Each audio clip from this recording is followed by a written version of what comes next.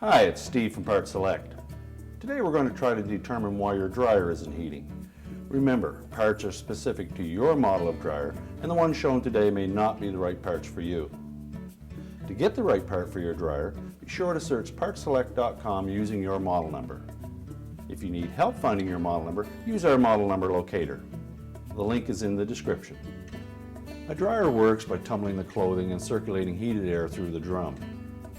A motor rotates the drum and also turns a fan or blower wheel.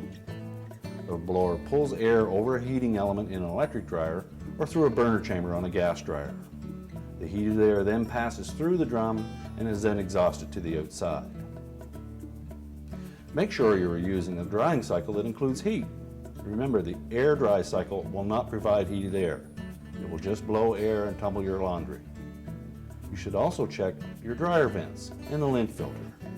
When your vents are restricted, air can't circulate properly and will affect drying performance and may even cause the heater circuit to malfunction or fail. When air can't circulate, clothes can't dry. Let's discuss some of the things that may cause a dryer to not heat. The first thing to check is your power supply. Make sure that your fuses or breakers are on and working properly. Electric dryers require 240 volts to operate, so a dryer circuit is run through a double breaker or double fuse block. Only one of the fuses or breakers is required for the motor to tumble the drum, but both are required for the heater circuit. Gas dryers only require 120 volts to operate and use a single fuse or breaker. You can check for proper voltage to your dryer with a multimeter. An electric dryer's heating element may burn out but won't necessarily blow the fuse or trip the breaker. The heating element is a long coil of wire inside a housing. You can check it for continuity with a multimeter. No continuity means the element is open and you will need to replace it. A gas dryer uses a burner assembly which is comprised of a gas control valve with one or two solenoids, also called coils, a gas jet, an igniter, and a flame sensor. When the dryer is started, the igniter heats up until the sensor detects the heat and signals the solenoids on the gas valve to open and release the gas, which is then lit by the glowing hot igniter.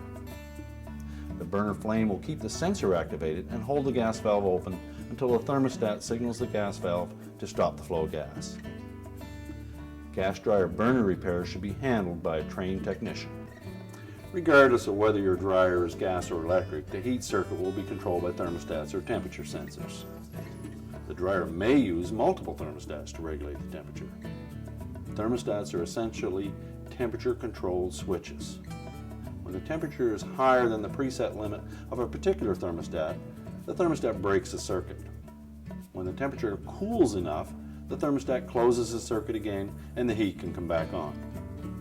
Regulating thermostats will provide various heat settings for the drying cycles, and high-limit thermostats will protect against overheating when the airflow is restricted. Single and double-pole thermostats can easily be checked for continuity with a multimeter. Thermostats that may have internal bias resistors for multiple heat variations can be checked with a multimeter as well, but will require knowing the value of the internal resistor.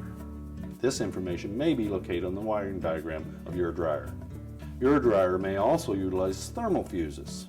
Thermal fuses are essentially temperature-controlled fuses and are primarily used as safety devices. When tripped, they will either prevent the heater circuit from working or disable both the motor and heater circuits. Normal causes for open thermal fuses are either restricted vents or defective thermostats, and these conditions would have to be corrected when replacing the thermal fuse. A thermal fuse may be mounted on the exhaust duct or on the heater housing inside the dryer. If the fuse is blown, it will not have continuity and can be tested with a multimeter.